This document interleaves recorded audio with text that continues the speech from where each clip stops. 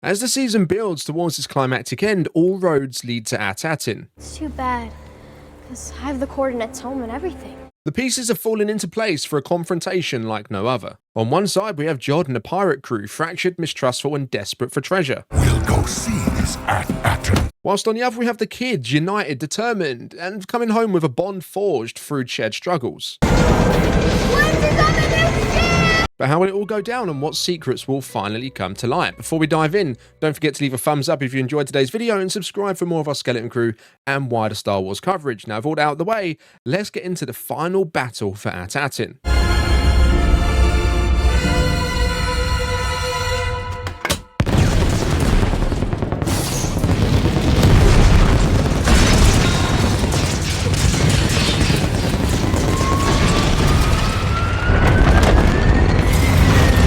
With both parties now departed from Skull Ridge Mountain, the site of Tak Renard's secret lair on Lanupa, Jord was forced to invoke the pirate code to save his skin and delay his one-way trip out of the airlock. Surprisingly, he pointed Brutus and the crew toward At Attin, revealing it to be the last Old Republic mint. What if there were a place where you didn't have to divvy up your take? Meanwhile, Jord was fighting for his life on board the pirate base. The kids had their own battle to face, though against trash crabs rather than murderous pirates. Emerging victorious, they came out stronger than ever, with their roles as a team now clearly defined. Vern solidified her position as the group's capable leader, while Wim once again demonstrated his bravery as a self-proclaimed Jedi. KB proved indispensable as the tech genius, let's face it, no group in Star Wars gets that far without one, and Neil, the heart of the team, kept everyone grounded. Together their strengths brought a new sense of unity as they prepared for the challenges ahead. With At Attin's coordinates stored in KB's databank, the kids are ready for their return home. John, however, finds himself walking a precarious line. Brutus's crew don't trust him, and with his life hanging in the balance, he's navigating an increasingly dangerous obstacle course. But it raises an interesting question. Does Jord remember At Attin's coordinates himself, or will they need to reactivate SM-33 to access them? If the latter, things could get even messier. After all, 33 might not take kindly to seeing his captain held prisoner. The journey for both gangs is far from plain sailing. The kids, now piloting the transformed Onyx Cinder, a sleek, majestic yacht that symbolises their growth as a team, are doing so without Jord or SM-33, no longer in the rickety, oversized pirate ship with its eerie aura. The streamlined vessel now feels like it was made for them. Much like their individual roles within the group, they've naturally taken on responsibilities aboard the ship. Fern and Neil handle piloting, Wim mans the guns, and KB takes charge of the tech. They're finally operating as a cohesive unit, no longer reliant on adults who, quite frankly, can't be trusted. Their bond and newfound independence are sure to give them a significant boost as they head towards their home turf. In stark contrast, Jord and Brutus's crew are anything but united. Jord's sentenced to death if At Attin doesn't deliver it is walking a perilous line. Mad Captain Silvo, guilty! The pirates clearly don't trust him, and Brutus in particular seems to view Jord as more of a threat than an ally, likely due to his potential challenge to Brutus's claim as captain. And if there's one thing we've learned about pirates throughout the season, it's that trust among them is in very short supply. This lack of cohesion makes them the polar opposite of the kids, setting the stage for an inevitable clash. While the kids lack the muscle, firepower, and numbers to take the pirates head on, their unity, familiarity with At Attin, and possible help from their parents could just tip the scales in their favour. But let's take a moment to talk about the one character who could truly make a difference here, Jord. Since the show began, there's been constant speculation about who he really is, and we've explored plenty of those theories right here on the channel. One thing that's become increasingly clear as the season has progressed is that Jord is undeniably force sensitive.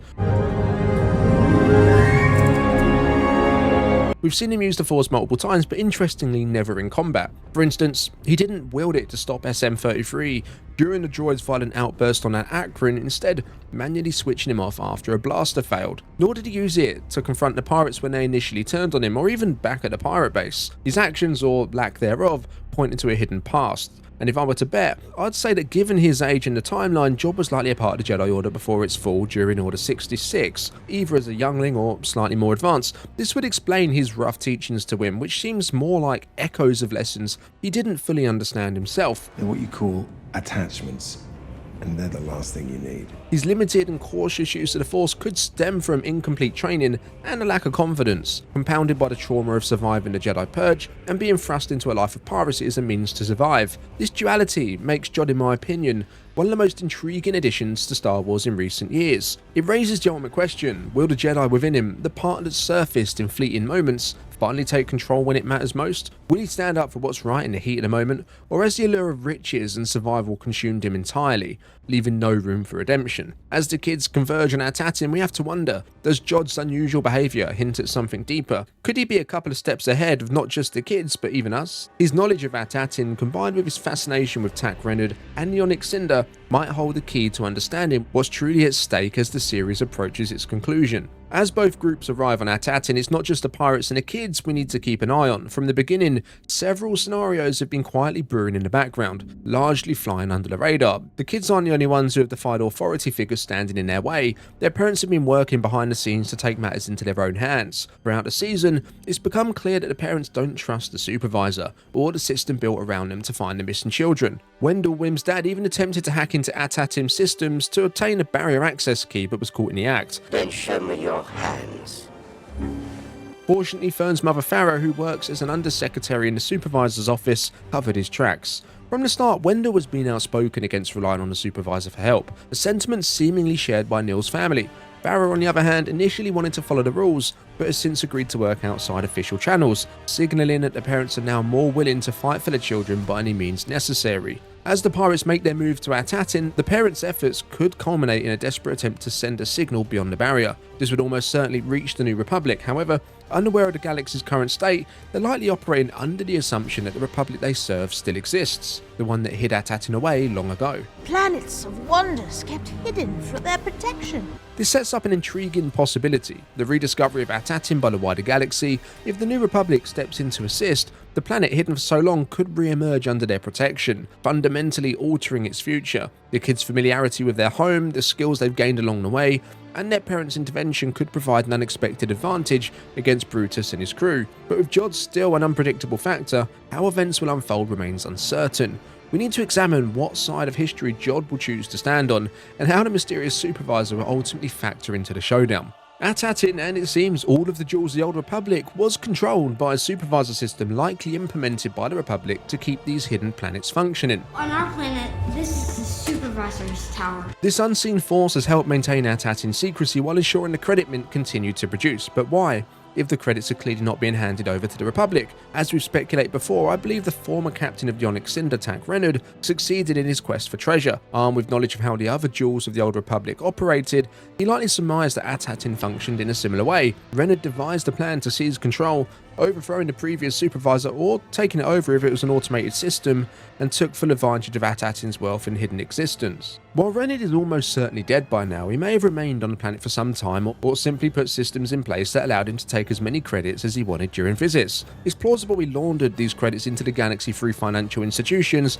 perhaps even the intergalactic banking clan. The security droids on At Attin introduced under his command seem to have kept the planet running long after his death. Their absence on At Attin is telling. Had they existed there, we would likely have seen their remains. This leaves us with Jord. While the role of supervisor might once have been a tempting proposition for him, it's far too late for that now, especially with the pirates in tow. I know where they make them, because I heard it from Tak Renard. However, I think Jord's path will lead to redemption. He may even prove how capable he truly is as a Jedi, especially now that he possesses a lightsaber, though first he'll need to reclaim it from the pirates who took it when he was captured. Star Wars rarely introduces such a significant element without paying it off, so I believe Jord will side with the kids and the planet in the end, whether driven by a desire to do the right thing or because he sees no other viable path forward. His choice could be a pivotal moment that turns the tide in the kids' favour. So here we are, approaching the final act of Skeleton Crew, and the stakes really couldn't be higher. The kids, after everything they've been through, have finally become a cohesive team. They've grown in their roles, Fern leading the charge, Wim channeling his bravery, KB tackling the tech, and Neil keeping everyone grounded with his big heart. Meanwhile, the mysteries of At Attin continue to unravel, from the supervisor system to Tak Renard's treasure, leaving us with more questions than answers. Jord, as unpredictable as ever, remains the wild card. His force sensitivity and shady past make him a fascinating character, and we're left wondering if he'll finally step up for the kids or continue to prioritise his own survival. The parents working behind the scenes add another layer to the story, potentially setting the stage for At Attin's rediscovery by the New Republic. And let's not forget the pirates. They might have the firepower, but their lack of unity is their biggest weakness. The battle for At Attin promises to be more than just a fight for treasure. It's about rediscovery, redemption, and the kids proving they're capable of standing on their own. The pieces are set and the final confrontation is ready to ignite. Overall, as we approach the final parts of the show, I have to say that the way all of these storylines have come together, the kids' growth and development, the mysteries surrounding Jord and At Attin and how Tak Renard and Yonick Cinder factor into the equation, have been handled remarkably well. Skeleton Crew has offered something a bit different from what we're used to in the Star Wars franchise. Sure, we've seen stories like this before, but with the show clearly taking inspiration from several classics, but for Star Wars, this has been a first. I wasn't entirely sure how it would work out or how it would be received. While initial viewing numbers seem low, it does feel like interest in the show has steadily grown. With the holidays behind us and the finale approaching, I suspect the interest will continue to rise, even afterward, as viewers would prefer to binge watch entire seasons, sit down to experience it all at once. For me, what I'm most looking forward to is seeing how Jord's story plays out. He's been such a layered and unpredictable character, and I'm excited to see whether his arc leads to redemption or if he's consumed by his darker instincts. So my question to you is, do you think there's still a redemption arc for Jord, or has the kid's newfound independence made it too late for him to turn things around? As always, drop your thoughts, theories and wildest speculation down in the comments below. Don't forget to leave a thumbs up if you enjoyed the video and subscribe to catch more. I'll see you in the next one, and may the Force be with you.